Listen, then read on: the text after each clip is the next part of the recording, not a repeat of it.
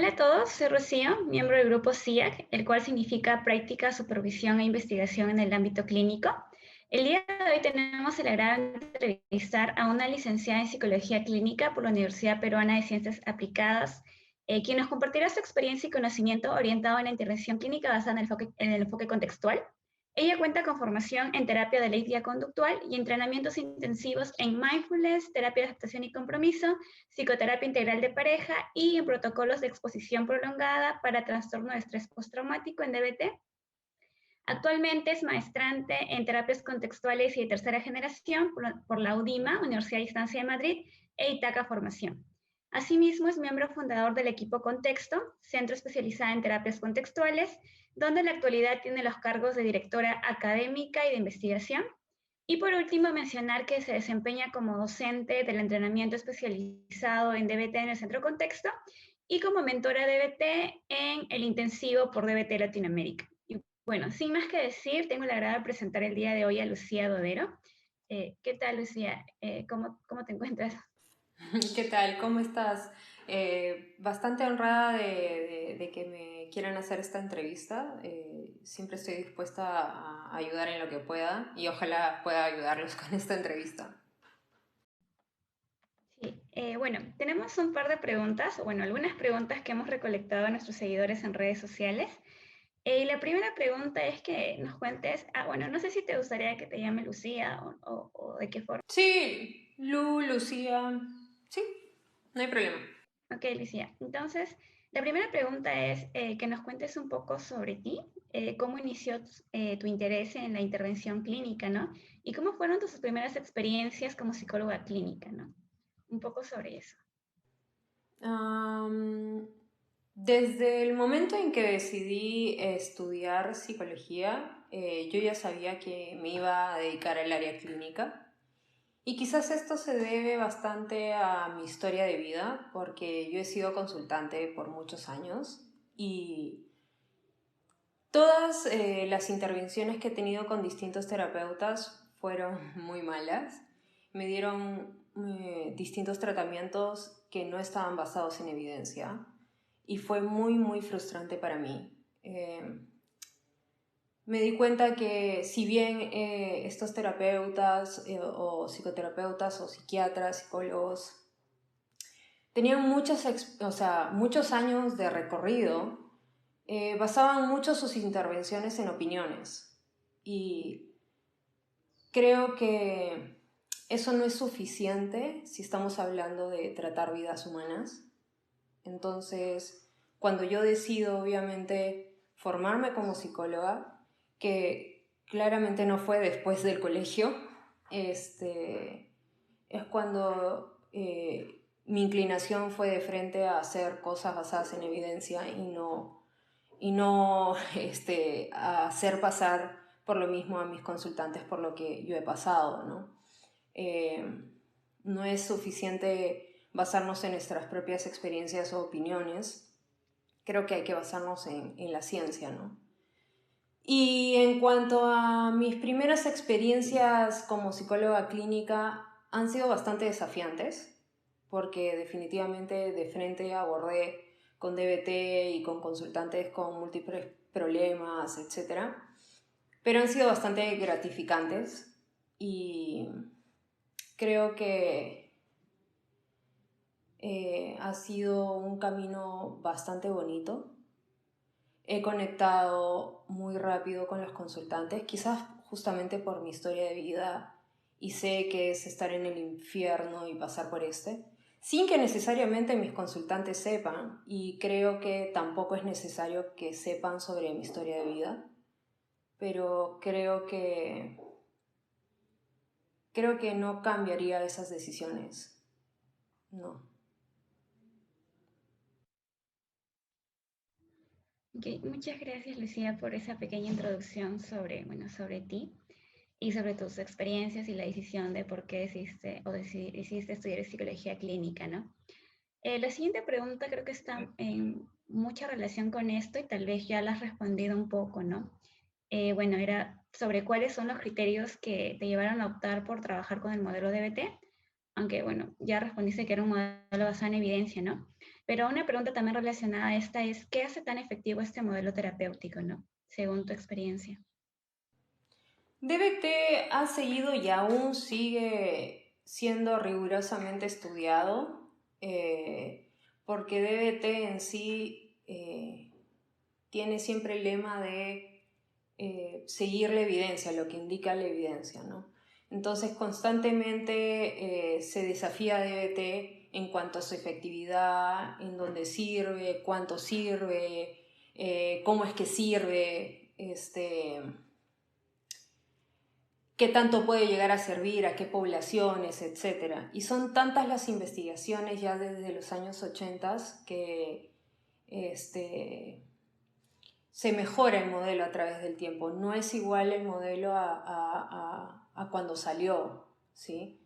Es decir, si tú ahorita comparas lo que hay de DBT a lo que había en el 93 cuando recién salió, cuando Marsha publica el libro, no es el mismo modelo. O sea, claramente, gracias a las investigaciones se ha ido afinando el modelo y creo que eso es necesario en cualquier terapia basada en evidencia.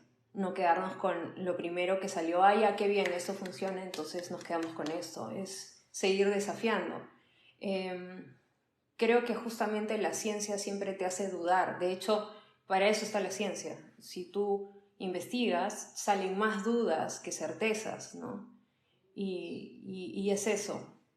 Entonces, la consigna es que es lo que la evidencia indica, y entonces creo que eso es lo que me atrapa tanto de DBT. De hecho, lo que hace especial a DBT es que no es un tratamiento basado, o sea, no es un tratamiento de protocolo, es un tratamiento basado en principios y tiene mucha flexibilidad.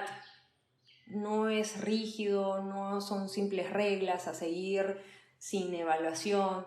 Es un tratamiento que está basado en la filosofía dialéctica, en la filosofía Zen, en el conductismo. Entonces tiene la característica de poder evolucionar constantemente con la ciencia, ¿no? Y bueno, muchas gracias por esa respuesta, Lucía. La siguiente pregunta es si en tu experiencia como terapeuta de BT, además de la desregulación emocional que pues está presente o se aplica para este modelo, ¿en qué otros problemas se podría aplicar la terapia dialéctica conductual? Mira, antes ya hace varios años, muchos años, se pensaba que DBT solo era para el trastorno límite de personalidad, ¿no? Esa es la clásica, DBT para trastorno límite. Pero eso ya, o sea, hace tiempo cambió. Esa es la mirada del 93, porque eso es, digamos, las investigaciones iniciales. Es la vieja historia de DBT. Pero DBT ahora tiene evidencia para muchísimas otras cosas, o sea, abuso de sustancias, trastorno de déficit de atención e hiperactividad, trastorno de estrés postraumático y de estrés postraumático complejo, trastornos de conducta alimentaria como la bulimia, problemas conductuales para adolescentes y también ahora para niños con DBTC, etcétera. O sea, te podría seguir nombrando. Ahora, quiero agregar que, o sea, si bien ahorita estoy nombrando diagnósticos, no quiero que se piense que DBT trata diagnósticos, porque nosotros en DBT separamos mucho lo que es investigación de lo que es clínica, en el sentido de que en la investigación claramente utilizas los diagnósticos para poder saber si el tratamiento sirve para dicha población, o sea, criterios de inclusión, exclusión, etc. Pero una vez que haces eso y ves que si realmente sirve para esas características, etc., nosotros nos olvidamos del diagnóstico, es decir, nosotros hablamos de un modelo transdiagnóstico en DBT, hablamos de desregulación emocional justamente porque no creemos en criterios del DSM como lo plantea, por ejemplo, para el trastorno límite de personalidad, etc. De hecho, a Marsha nunca le gustó esos criterios y por eso ella replantea nuevos, ¿no? Mucho más transdiagnóstico que otra cosa. Entonces, y creo que por eso DBT funciona múltiples problemas, consultantes que tienen múltiples problemas y no se especializa en una sola cosa, ¿se entiende? Entonces, DBT es para una población que presenta problemas complejos. De hecho, ahora vi que habían hecho DBT para personas que tenían problemas cognitivos. Entonces, es interesante hasta dónde está llegando, ¿no? Incluso para prevención, DBT en colegios. Y no solo para prevención, sino para manejos de casos muy complejos dentro del colegio, sin retirar al adolescente o al niño, ¿no? Que eso es también muy importante. Quizás es tiempo como de dejar de pensar de DBT solo para TLP, ¿no? Y comenzar a pensar también en términos de transdiagnóstico, que todavía cuesta mucho.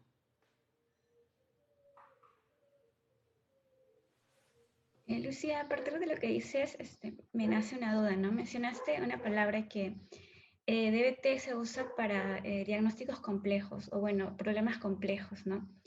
Y quizá, no sé si entre mis compañeros surge la idea de que no todos tengan o quieran trabajar con problemas tan complejos o consultantes tan complejos, ¿no?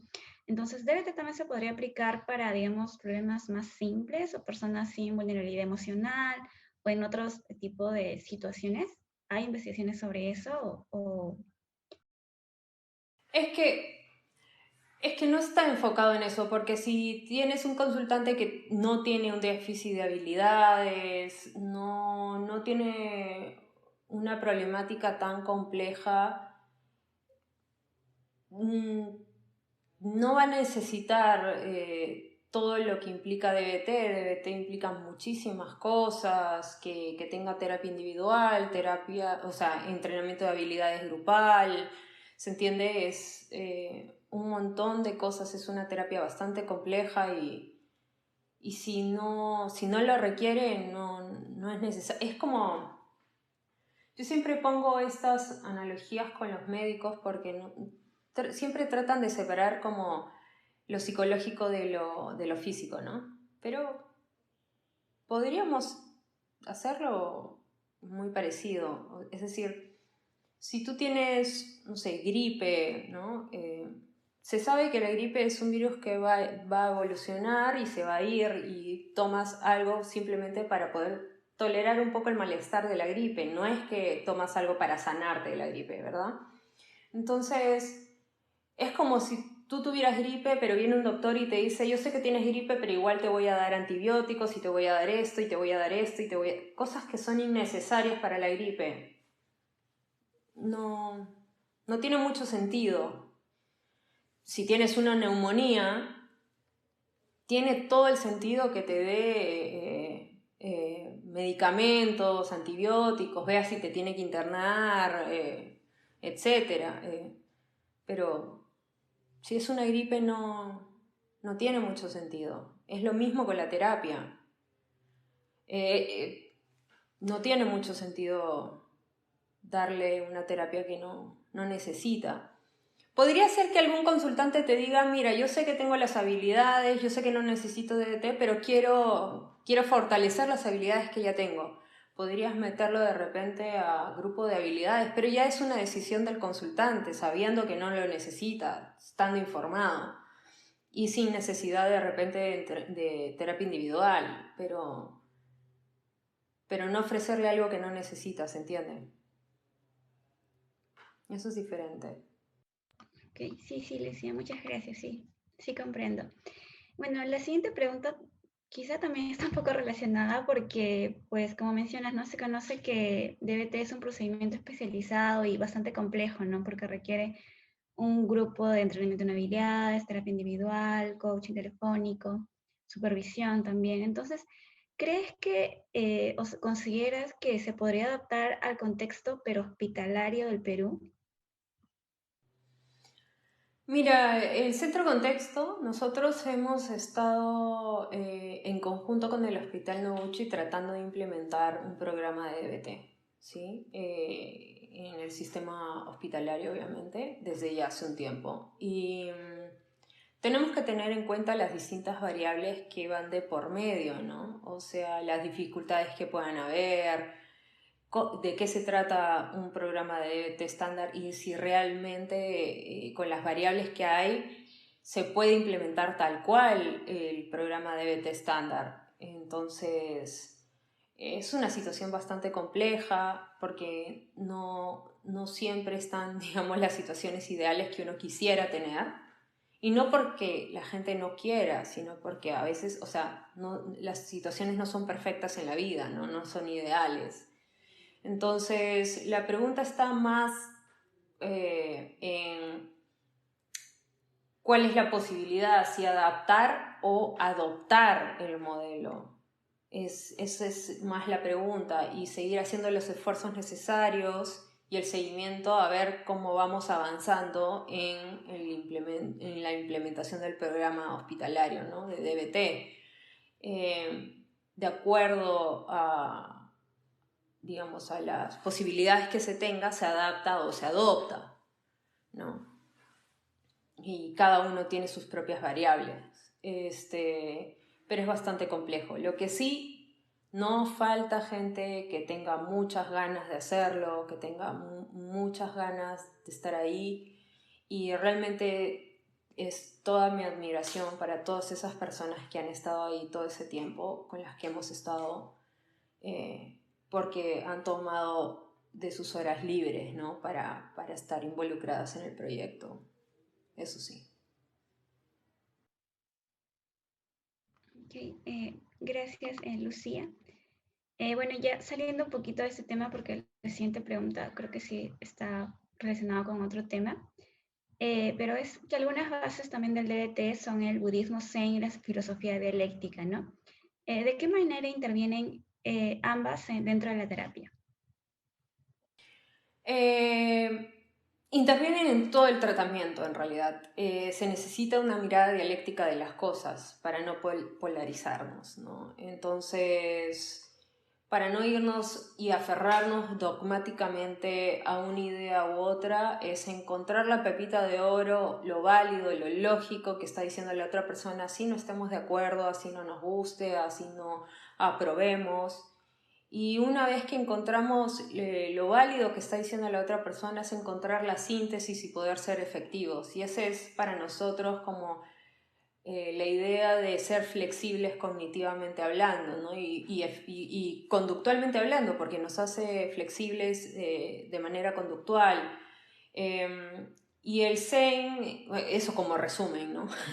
Y el Zen es, digamos, esa parte donde entendemos que no somos diferentes uno del otro, es decir, nadie es ni más ni menos, todos somos iguales, y hacemos aceptación radical de las cosas que nos pasaron que fueron muy dolorosas, de las cosas actuales que son dolorosas y de las limitaciones que podemos tener en el futuro o de las cosas que inevitablemente van a pasar en el futuro, como, no sé, vamos a envejecer, inevitablemente vamos a morir, etcétera, ¿sí? Es como la aceptación radical. Ahora, en DBT aceptación va muy de la mano del cambio. En DBT aceptar no significa ni aprobar, ni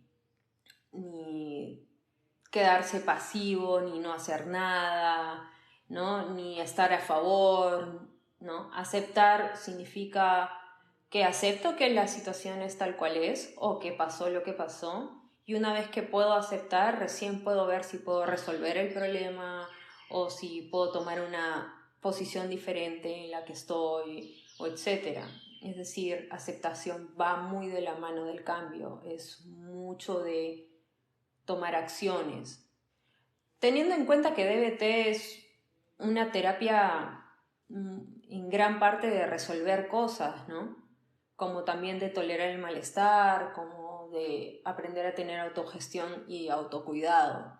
Entonces, por eso las bases corren en todo, desde las estrategias para el terapeuta para poder hacer la terapia, hasta todas las habilidades que el consultante aprende. Las tres bases corren en todo el tratamiento, absolutamente todo el tratamiento. Ok. La siguiente pregunta es, ¿por qué sería importante un equipo de supervisión DBT y cuáles son las funciones de este equipo? Que las funciones del equipo son bastante diversas en realidad. Uno mientras está en el equipo se va dando cuenta que cumple mucho más funciones que quizás en las que sale el libro, ¿okay? Pero la fundamental quizás es mantenerte adherente a DBT. Entonces, porque es muy fácil si no tienes equipo poder irte de las líneas de lo que DBT o de cualquier terapia en realidad. Uno piensa que está haciendo lo que está haciendo, pero en realidad se puede irse por otra línea. Entonces, es mantenerte adherente a DBT. Ese es como, digamos, el fundamental. Pero también es motivarte, es ayudarte a no quemarte, es decir, al burnout, por los consultantes que ves, ¿no? A mantener esa mirada dialéctica que te digo, a ayudarte a encontrar esa síntesis muchas veces, a practicar las habilidades de DBT si las necesitas, porque así como pides a los consultantes que practiquen habilidades, tú también las vas a practicar igual, tal cual, ¿no? También mucho cuidado social,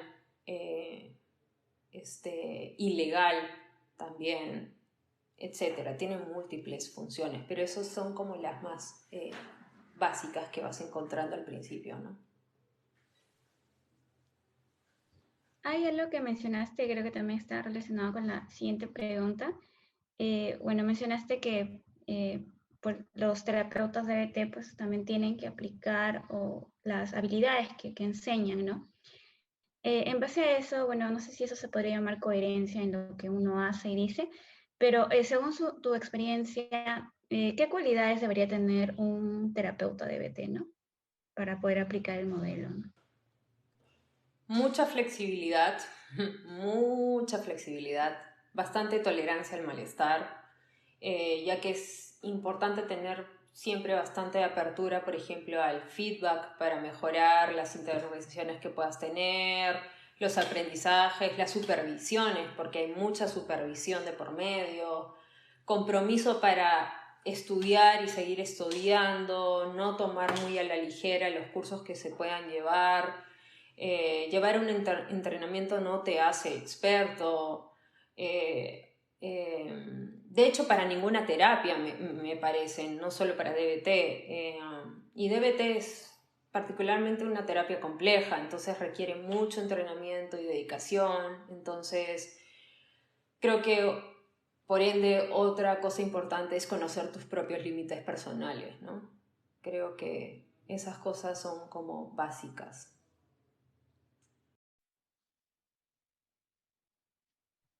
Lucía, cuando mencionas lo de conocer tus propios límites personales, ¿te refieres al tiempo o a qué límites personales? Límites personales en el sentido de que cuando te dedicas a DBT significa que vas a tener probablemente menos tiempo para de repente pasar en familia, viajes en familia, eh, para ti personalmente. Tienes el coaching telefónico que probablemente te va a quitar mucho más tiempo porque el coaching telefónico suele ser también. Mucha gente que se mete a DBT termina viendo el coaching telefónico como algo que dice, wow, yo no sabía esta parte, wow. Entonces, he conocido personas que por el coaching telefónico han decidido no hacer tanto DBT o tomar solo 2, 3 consultantes para DBT nada más y después hacer otro tipo de terapia. O sea, por eso es como conocer los límites personales en cuanto a qué clase de vida quieres, qué estilo de vida quieres, qué consultantes quieres ver, etc. Y eso no está mal, o sea, es válido en todos los sentidos. No está bien ni mal, simplemente es lo que es, ¿no? Entonces, si te quieres como especializar en DBT, es primero ver si realmente, digamos, es como, a ver, si estudias medicina es como, a ver, ¿a qué me quiero dedicar? ¿Me quiero dedicar a ser cirujano de emergencias o a ser cirujano de, no sé, plástico? Es diferente, ¿se entiende? Cirujano de emergencias generalmente va a involucrar distintos límites personales al otro, a la otra especialidad. Entonces, es eso. Ok, muchas gracias, Lucía, por la aclaración. Y la siguiente pregunta también está bastante relacionada, ¿no? ¿Qué dificultades has observado comúnmente que tienen los terapeutas de DBT? No sé, no sé si llamarlo dificultades. Creo que es algo nuevo que estoy viendo, que es que hay una fiebre por tratar de abarcar todas las terapias basadas en evidencia. Que no es, digo, uno quiere aprender, no está mal, pero creo que en general quizás al empezar con DBT, más que, ¿no? Eh, y, y a la par querer aprender otras terapias, no se puede ser experto en todo por más que queramos. La ciencia indica que mínimo para ser experto en algo tienes que pasar como 10.000 horas de práctica, mínimo 10.000 horas en una sola cosa. Y cometer ahí los errores, estudiar, recibir feedback, etc.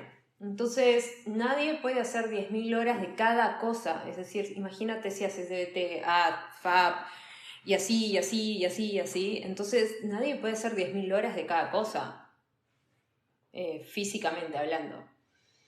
Entonces, y entiendo el entusiasmo, ojo, de los modelos basados en evidencia. Yo misma, tú has visto mi CV, yo misma tengo diferentes entrenamientos, pero no considero que sea experta en todos. No sé si soy experta en alguna, es más, o sea, ni siquiera puedo decirlo. Para mí el principal problema viene cuando se atienden a los consultantes, ni siquiera en el CV. En el CV uno puede tener un montón de cosas diciendo, realmente me importa saber, estudiar, ¿no? Me dedico académicamente y está bien, eso dice muchas cosas, pero para mí el problema es cuando le ofrecemos algo al consultante. El consultante ya pasó múltiples veces por terapeutas y entonces viene el consultante realmente con una expectativa de que tú eres experto en algo y no es tanto así. Entonces son vidas, no son trofeos, no son dígitos, no son posts en Facebook, ¿me entiendes? Para ver qué tanto figuras en redes sociales. Son vidas que tienen mucho sufrimiento y que necesitan la atención adecuada con la seriedad que se amerita. Uno puede estudiar muchas cosas y no significa que pueda dar ese servicio. Un ejemplo, a mí me encanta estudiar física cuántica, pero no creo que yo sea una persona que pueda dar un servicio respecto a la física cuántica. O sea, ni siquiera es para ponerlo en el CV. Es como, no tiene sentido. ¿Se entiende lo que voy? Es como... creo que eso es... Creo que hoy en día está habiendo mucho ese error, ¿no? Que se engloba todo. Como todos son terapias basadas en evidencia, entonces deben ser todo lo mismo. Y no son todo lo mismo. DBT es para consultantes complejos, ¿no? Que tienen problemáticas complejas. Ni siquiera es que ellos sean complejos como personas, ¿no? Y que la mayoría ya hizo muchas rotaciones con muchos profesionales de salud que ya tienen una desesperanza y que tienen lógica que tienen desesperanza. Entonces, al llegar a DBT, que es un tratamiento que sí funciona y que no te den lo que necesitas, hay que tener cuidado con eso porque podríamos estar quemándoles un tratamiento que realmente sí les podría funcionar y eso es peligroso. No está mal saber, ¿no? No está mal saber y estudiar, Yo puedo estudiar, como te digo, mil y un cosas, pero no me hace poder dar ese servicio necesariamente. Yo he tenido muchos entrenamientos en NAC y los sigo teniendo, pero no tengo ni un consultante en NAC todavía porque pienso que no me atrevería así nomás a darle a este consultante una terapia si todavía yo no me siento preparada, por más entrenamientos que haya tenido. Quizás vuelvo a insistir por mi historia de aprendizaje, ¿no? Y vuelvo a esta analogía, si eres un cirujano, no eres cirujano de todo el cuerpo, cada cirujano se especializa en una parte específica del cuerpo. Yo no, o sea, no ves un cirujano diciendo, yo te puedo operar del corazón, pero también te puedo operar de los ojos. No, no te preocupes, también del cerebro, no, del estómago también y de los pulmones no hay problema, pero también te puedo operar de cualquier ruptura que tengas en los huesos. No vemos eso, ¿no? Pero hay muchos terapeutas que hacen eso y creo que porque piensan que como todo está basado en evidencia, entonces, y creo que eso es un problema. Ok, muchas gracias también por la respuesta, Lucía. La siguiente pregunta es, ¿por qué consideras que es importante la investigación en DBT? Porque el día en que la ciencia demuestre que algo funciona mejor que DBT para lo que hago, entonces voy a dejar DBT totalmente y me voy a especializar en esa cosa que hace que sea mejor tecnológicamente hablando. Y como dije antes, no se trata de dogmas, se trata de ciencia. Y como dije antes, la ciencia sirve justamente para saber, para generar mejor tecnología. Entonces, mientras más investigas, más dudas, y mientras más dudas, más buscas, y probablemente eso genere mejor tecnología, y habrá un momento en que DBT quede obsoleto, no me cabe duda.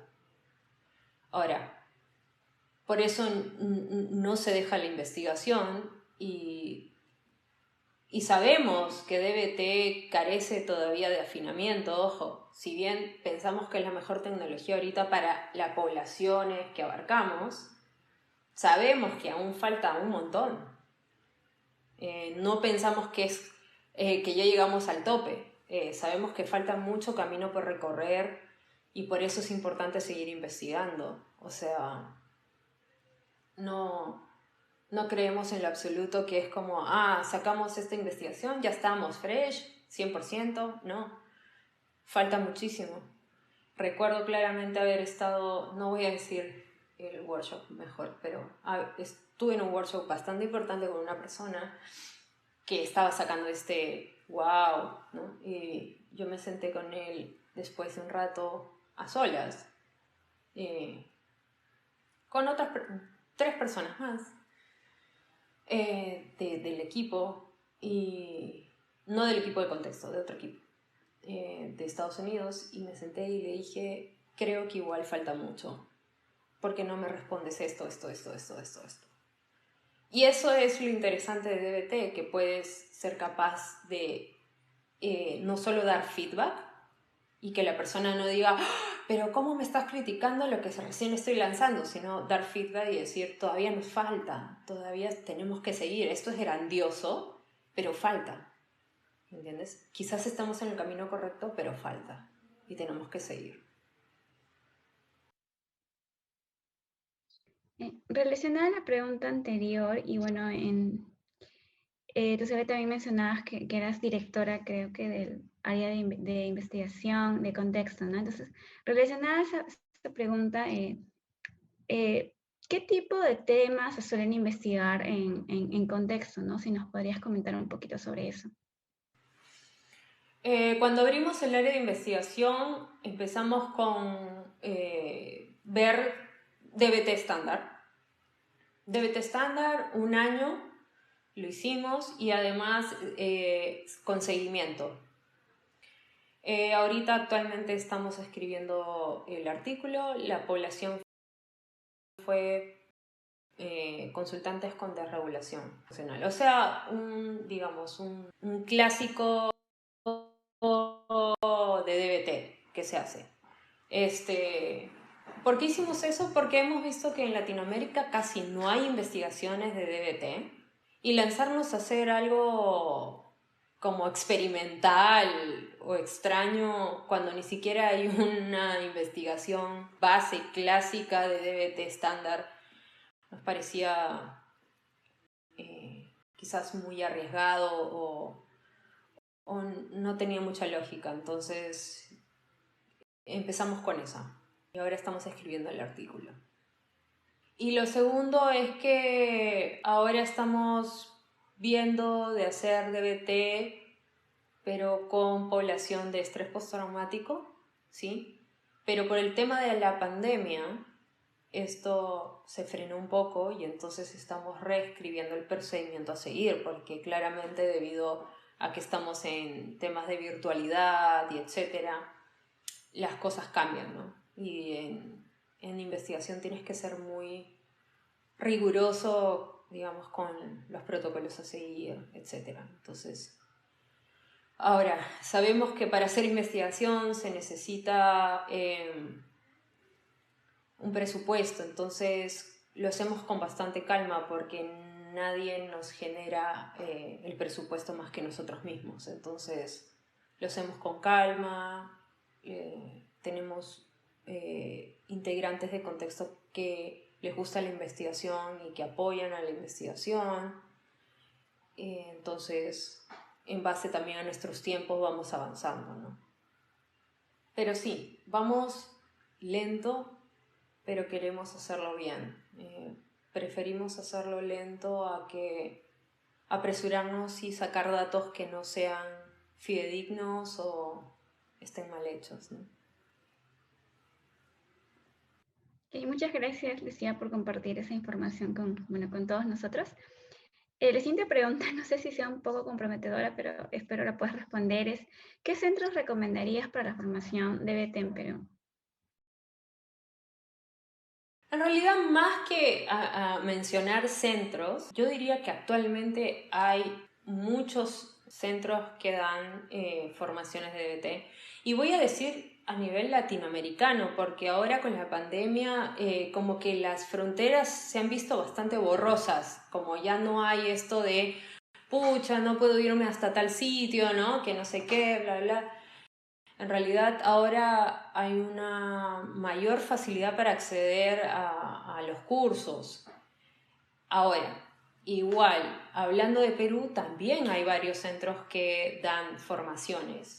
Igual, más que mencionar nombres, lo que yo podría decir es que es buscar lo que se acomode a la persona, ¿no? Lo que está buscando la persona como experiencia académica, ver los currículos digamos, el formato de la formación que ofrece, si se adecua con las intenciones académicas de la persona o la clínica que tiene, también ver los CVs de los entrenadores, de los profesores, y si están lo suficientemente especializados en DBT, ¿no? Y si eso le satisface a la persona, eso también es un buen punto a considerar.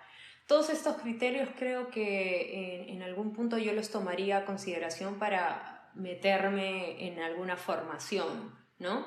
Otra cosa también a tomar en cuenta es el presupuesto, qué tanto presupuesto tengo yo para meterme en alguna formación. Hay formaciones cortas, hay formaciones de 1 año, hay formaciones de 2 años, entonces ver eso también y considerarlo en la balanza, ¿no? Más que decir nombres, en realidad yo no puedo decir nombres, así yo estoy en contexto, porque creo que cada centro ofrece algo distinto y cada persona no necesariamente va a querer lo mismo. Entonces, yo buscaría y pediría a los diferentes centros qué es lo que ofrecen y a lo que se me acomode a mí, a lo que yo quiero como experiencia académica, entonces elegiría uno, más que nombrar, ¿no?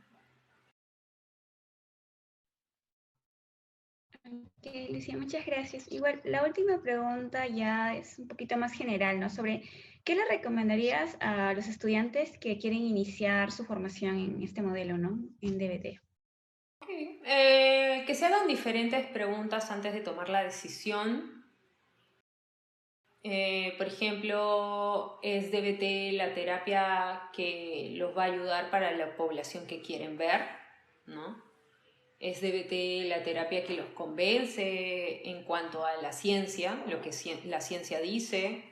¿Están dispuestos a quemarse las pestañas durante años estudiando? Es otra pregunta que yo consideraría importante. Otra quizás es, quieren trabajar en equipo o incluso formar uno, porque es obligatorio formar equipo, entonces eso es importante también. Hay gente que no le gusta trabajar en equipo y entonces quizás no sea la mejor opción. Están dispuestos no solo a aprender habilidades para enseñarlas, sino también a utilizarlas y que formen parte de su vida. Eso también, porque no van a ser tan efectivos solo aprendiendo para enseñarlas si no las utilizan. Creo que esas serían las preguntas que yo me haría. Más que decirles, ay, tienen que hacer esto o aquello, ¿no? Es evaluar. Sí, evaluar es. Generalmente funciona bastante bien. Ok, bueno, muchas gracias, Lucía. Hasta aquí han sido todas las preguntas. Muchas gracias igual por tu tiempo y disponibilidad, por compartirnos toda tu experiencia y, bueno, darnos todas estas respuestas que estoy segura que van a ser o van a servirle mucho a todas las personas que puedan ver esta entrevista. Muchas gracias. No sé si antes de finalizar te gustaría agregar algo más.